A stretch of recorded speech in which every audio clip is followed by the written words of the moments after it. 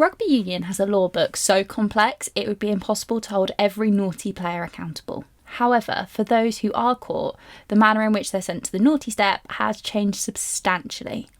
I'm Hattie, and today in the 21st episode of the Rugby History Project, we're looking at send-offs and the sin bin. Thank you for watching and listening. The Rugby History Project is able to keep going thanks to the support of people like you. If you'd like to upgrade to a paid subscription, or if you'd just like to leave a one-time tip, please click the link in the description of this podcast. Joaquin Oviedo, Mateo Carreras, Santiago Carreras, Alex Coles, Jack Van Poortvliet, Emmanuel Iogun and Henry Pollock jotted their names down in the history books on the 18th of July 2026. Breaking the previous record set in 2013 by Fiji and Italy, and then equalled again by South Africa and Argentina in 2022, Argentina and England managed to rack up 7 yellow cards between them. 7 players receiving temporary ejections from the game would be unthinkable to those accustomed to the older versions of the game, not just because the introduction of yellow cards is relatively recent.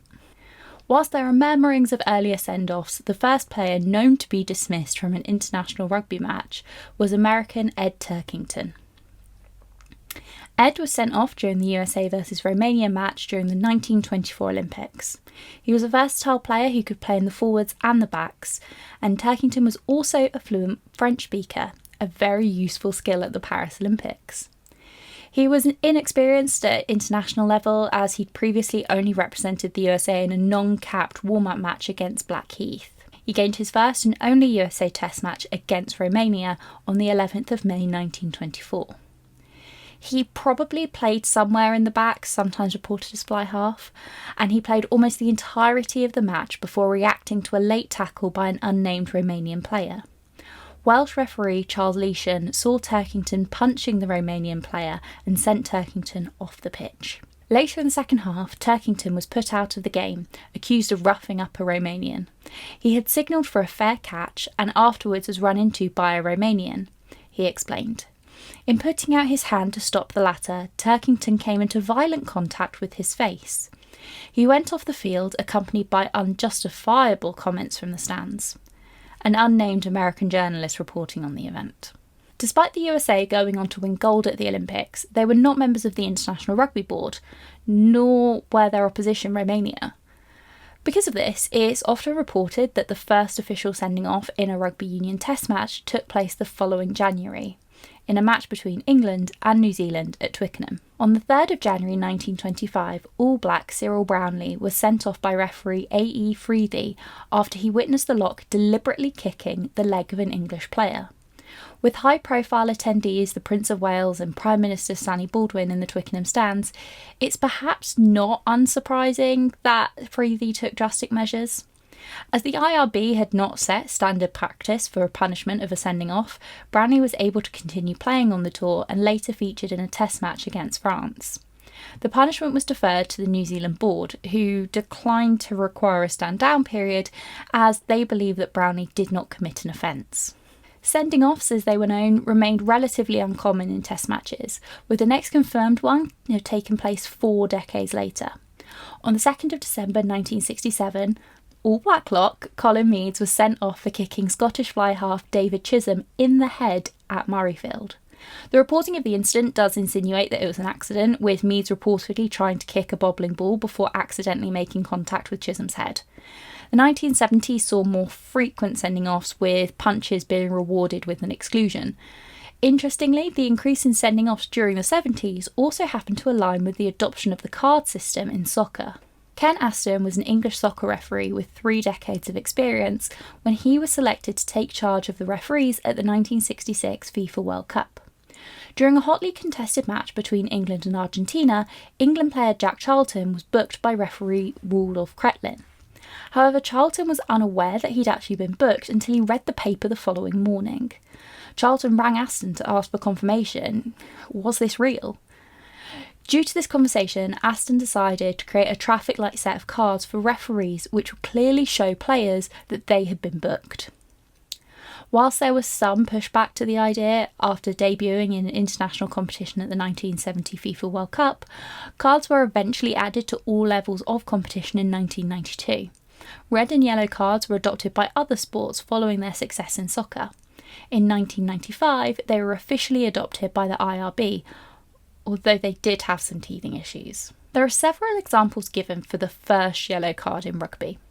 One is the yellow card given to All Black lock Mark Cooksley, reported as both a midweek and a test match against France in November 1995. It's often reported that Irish referee Gordon Black showed Cooksley a yellow card. However, whilst the law had been adopted, it was not yet enforced, and the incident was meaningless in the end. However, this incident actually was predated by an incident during the 1995 Five Nations. On the 21st of January, French referee Patrick Thomas showed England's Ben Clark a yellow card for stamping on Ireland's Simon Gagan. It's sometimes reported that after the issuing of the first yellow card, the referee was unsure of what to do after issuing the card, and that the player therefore stayed on the pitch. However, that's not quite true. Initially, yellow cards in rugby were used the same way as in soccer, simply a warning to stop the bad behaviour. The origins of the term sin bin are debated, but there is no denying that the 10-minute cooling down period originated in South Africa, and in fact it predates the introduction of cards altogether. Bertie Strasheim was a South African referee during the 1960s, and he reportedly was known for sending players off the pitch for a few minutes to cool down if they were getting too worked up and agitated during the match. Whilst the idea of a 5-minute cooler became popular across South Africa, the idea was initially rejected by the IRB in 1972 and rejected again in 1975. Officially, South Africa was permitted to trial the cooler in domestic competition in 1979.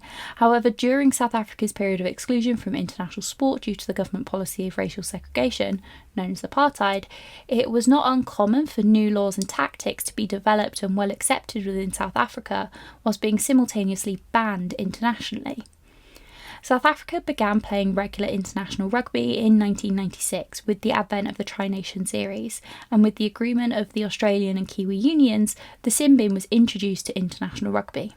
Australia's James Hallbeck is the final piece of the first yellow card puzzle, as he was sent to the sin bin on the 23rd of August 1997 during a test match against the Springboks. The success of the cooling off period led to the adoption of the sin bin by the IRB in 2000.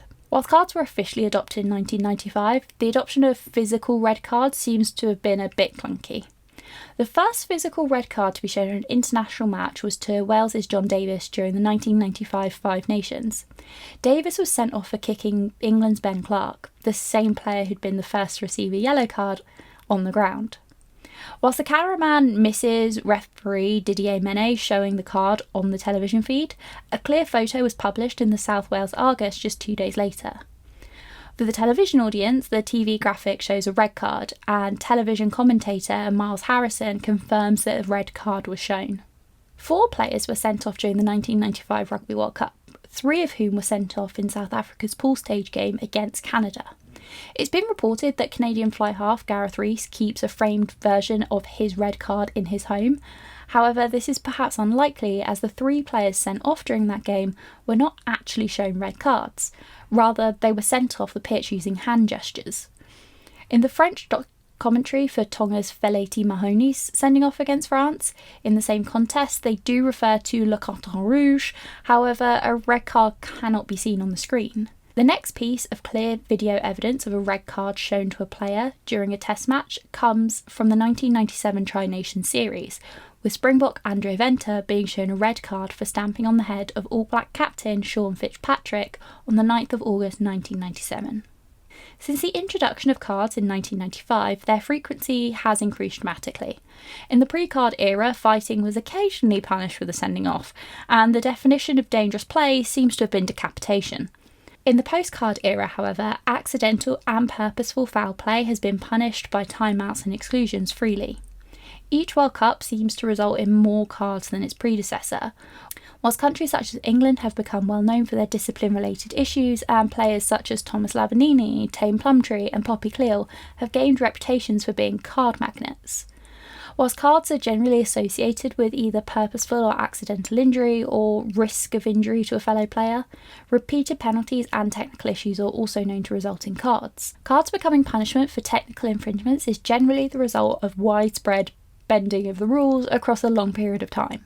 For example, the yellow card for a failed interception or a cynical knock-on is a result of widespread cynical play throughout the last part of the 20th century. 2022 saw the trial of the 20-minute red card during the Rugby Championship.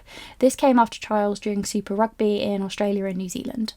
Whilst the issue of a red card would previously mean that a team would be down for a player for the remainder of the game, the 20-minute red card would allow for a dismissed player to be replaced by another player after 20 minutes. Proponents argued that it meant that individuals were punished rather than their teams, whilst allowing for a distinction to be made between accidental and purposeful foul play. Critics cite a trivialisation of head injuries and less of a deterrent for high tackles. After a strenuous 2 years, with lots of arguments, the 20-minute red card made its way into World Rugby run tournaments in 2024 and its widespread adoption in 2025. Those who did not watch the Argentina v England match may assume that it was a dirty game filled with fighting. However, in reality, it didn't seem that different from your average modern rugby game, aside from one notable moment towards the end. In the days following the game, World Rugby confirmed that Argentinian fly half Thomas Albornoz would face disciplinary action for his post-match behaviour towards referee Angus Gardner. Referee abuse on social media, most often following the showing of a card or not showing a card, has led to leading referees such as Wayne Barnes retiring from the sport and others to restrict access to their social media. Criticism from rugby professionals towards referees has also been on the increase, with coaches Razzie Erasmus, Eddie Jones, Gonzalo Quesada and Ronan O'Gara all having faced sanctions for their comments on referees. Players such as Mac Hansen and Pauline Bourdon-Sansou have also faced bans due to their comments in post-match interviews. However, both of those cases, they were actually calling for higher standards on the grounds of player safety, so it's a little bit different. Despite this, physical confrontation has thankfully remained relatively rare. At the international level, the Albornoz incident is one of the only ones that springs to mind. However, Johnny Sexton was pretty infamously sanctioned in 2023 as the result of a sideline confrontation following Leinster's loss to La Rochelle in the Champions Cup final, which did result in him missing World Cup warm-up matches. It's also hard to forget that Georgian referee Nika Amashikeli was stabbed following a 2016 Georgian domestic match by a member of the RC Army Tbilisi team staff. It seems that many forget that cards are issued as a result of a player's behaviour and not a referee's. As a retired flanker, I'm not unfamiliar with yellow cards. However, after the yellow card palooza of Argentina v England, I decided that I had to look into their history. I watched a fair amount of old matches and looked through newspaper articles and archives to try and pinpoint the exact dates and referee actions involved in various contradictory accounts. But I hope I've provided a bit of clarity, because I can't watch any more old games to see whether or not people are holding up a card. That's all I'm going to say. If you'd like more regular updates, please check out my Instagram, Facebook, Twitter and or Blue Sky. You can also kind of catch me podding with Rap and Women's Rugby Treehouse. We are kind of on a break for the summer. It is 4 million degrees here in the UK at the moment. And if you want a written version of this post full of references, images, etc., links, video, it's available on my website, therugbyhistoryproject.com, which is also where you can sign up to Historian Tier and also where you can find the shop.